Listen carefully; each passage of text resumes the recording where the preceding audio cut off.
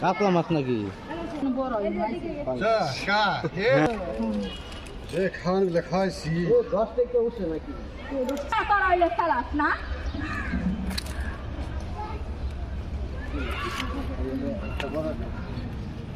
ভাইয়া 2 হাতে ধরা বাদ দিয়ে লেন্স জোরে ভিতরে দিছে খামছে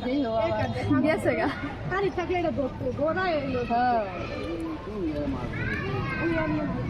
আরে সারে বুয়াটা ধরা হয়